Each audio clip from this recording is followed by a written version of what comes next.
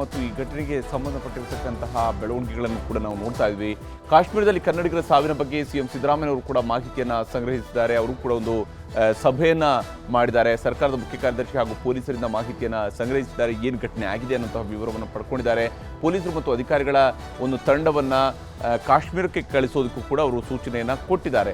IPS ಅಧಿಕಾರಿ ಚೇತನ್ ಅವರ ನೇತೃತ್ವದಲ್ಲಿ ಒಂದು ಟೀಮನ್ನು ರಚನೆ ಮಾಡಿ, ಅಂದರೆ ಅಲ್ಲಿರ್ತಕ್ಕಂತಹ ಕನ್ನಡಿಗರನ್ನು ವಾಪಸ್ ಕರ್ಕೊಂಡು ಬರೋದರ ಬಗ್ಗೆ, ಅಧಿಕಾರಿಗಳ ಜೊತೆಗೆ ಸಚಿವರನ್ನು ಕಳಿಸೋದರ ಬಗ್ಗೆಯೂ ಕೂಡ ಸಿಎಂ ಚಿಂತನೆಯನ್ನು ನಡೆಸಿದ್ದಾರೆ. ಯಾವ ಸಚಿವರು ಕಾಶ್ಮೀರಕ್ಕೆ ತೆರಳುತ್ತಾರೆ ಅನ್ನೋಂಥದ್ದು ಇನ್ನಷ್ಟೇ ಗೊತ್ತಾಗಬೇಕಾಗಿದೆ. ಯಾಕಂದರೆ ಇಮಿಡಿಯೇಟ್ ಆಗಿ ಅಲ್ಲಿಗೆ ಕಳುಹಿಸುವಂತಹ ವ್ಯವಸ್ಥೆಯನ್ನು ಮಾಡುವಂತಹ ಪ್ರಯತ್ನವನ್ನು ಈಗ ಕರ್ನಾಟಕ ಸರ್ಕಾರ ಕೂಡ ಮಾಡ್ತಾ ಇದೆ. ಯಾಕಂದರೆ ಅಲ್ಲಿರುವಂತಹ ಕನ್ನಡಿಗರಲ್ಲಿ ಸುಮಾರು 40 ಜನ ಇನ್ನೂ ಅದೇ ಒಂದು ಪ್ರದೇಶದಲ್ಲಿ ಇದ್ದಂಥದ್ರಲ್ಲಿ ಸುಮಾರು 40 ಜನ ಕನ್ನಡಿಗರು ಇದ್ದರು ಅಂತೇಳಿ ಅವರು ಸದ್ಯಕ್ಕೆ ಸೇಫ್ ಆಗಿದ್ದಾರೆ ಅನ್ನೋದ್ರ ಬಗ್ಗೆ ಕೂಡ ಮಾಹಿತಿ ಇದೆ. ಆದರೆ ಮಂಜುನಾಥ್ ಅವರು ವಿಧಿವಶರಾಗಿದ್ದಾರೆ ಪಹಲ್ಗಾಮ್ನಲ್ಲಿ ನಡೆದಿರ್ತಕ್ಕಂಥ ಈ ದುರಂತದಲ್ಲಿ.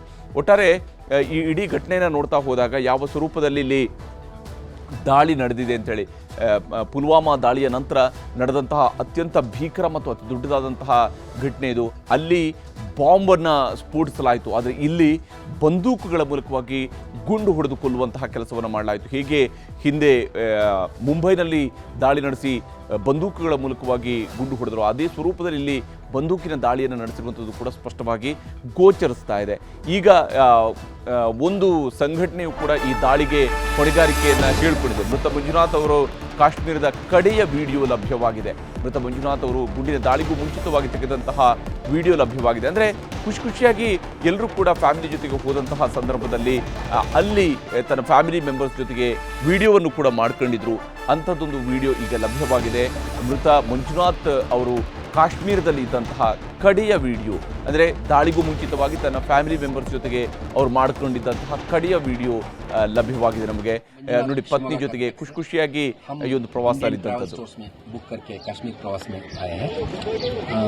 अब हमारा कश्मीर ट्रिप का दूसरा दिन है। कल हम बोट हाउस में ठहरे थे। बोट हाउस तो बहुत अच्छा था। अब हम शिकारा राइड कर रहे हैं। शिकारा राइड कर रहे हैं कश्मीर में। शिकारा राइड करवा रहे हैं मोहम्मद रफीक जी, और हमारा सब टूर ऑर्गेनाइज किया है काजल Thakur ji, Indian travel store से। बहुत अच्छा लगा, बहुत अच्छा सर्विस, धन्यवाद, थैंक यू काजल मैम। ನೋಡಿ, ಇಲ್ಲಿ ಇವರನ್ನ ಪ್ರವಾಸಕ್ಕೆ ಕರ್ಕೊಂಡು ಹೋದಂತಹ ವ್ಯಕ್ತಿ ಅವರದೇ ಆದಂತಹ, ಯಾಕಂದರೆ ಅವರು ಲೋಕಲಿ ತಮ್ಮ ಪ್ರಚಾರಕ್ಕಾಗಿ ಬಳಸ್ಕೊಳ್ಳುವಂತಹ ರೀತಿಯಲ್ಲಿ ಮಾಡಿಕೊಂಡಂತಹ ವಿಡಿಯೋದ ರೀತಿಯಲ್ಲೂ ಕೂಡ ಇದೆ ಅದು. ಯಾಕಂದರೆ ಅವರು ಆ ಪ್ರವಾಸಿ ಯಾರು ಕರ್ಕೊಂಡು ಬಂದರು, ಕೋಆರ್ಡಿನೇಟ್ ಮಾಡಿದ್ರು ಅಂಥವರ ಹೆಸರುಗಳನ್ನು ಕೂಡ ಹೇಳಿ ಉಲ್ಲೇಖ ಮಾಡಿ ಆ ವಿಡಿಯೋವನ್ನು ಮಾಡಿರೋದು. ಅದು ಕೂಡ ಹಿಂದಿಯಲ್ಲಿ ಮಾಡಿರ್ತಕ್ಕಂಥ ಉದ್ದೇಶ. ಬಹುತೇಕ ಅವರು ಅಲ್ಲಿ ಆ ಲೋಕಲ್ ಯಾರು ಇವ್ರನ್ನ ಟೂರ್ ಕೋಆರ್ಡಿನೇಟ್ ಮಾಡಿರ್ತಾರೆ ಅವ್ರಿಗೆ ಬೇಕಾಗಿ ಅವರು ಕೊಟ್ಟಿರ್ತಕ್ಕಂಥ ಒಂದು ವಿಡಿಯೋ ಬೈಟ್ ಥರದಲ್ಲಿದೆ. ಆದರೆ ನೋಡಿ, ಎಲ್ಲವೂ ಕೂಡ ಖುಷಿಯಾಗಿದೆ, ಸೇಫಾಗಿ ಬಂದಿದ್ದೀವಿ, ತುಂಬ ಚೆನ್ನಾಗಿ ವ್ಯವಸ್ಥೆ ಮಾಡಿದ್ದಾರೆ ಅಂತ ಹೇಳಿದಂತಹ ಅದೇ ಮಂಜುನಾಥ್ ಅವ್ರನ್ನ ಸ್ವಲ್ಪ ಹೊತ್ತಿನ ನಂತರ ಗುಂಡು ಹೊಡೆದು ಸಾಯಿಸಲಾಗಿದೆ. ಇದು ಕಾಶ್ಮೀರದಲ್ಲಿ ನಡೆದಿರ್ತಕ್ಕಂಥ ಭೀಕರ ದುರಂತ.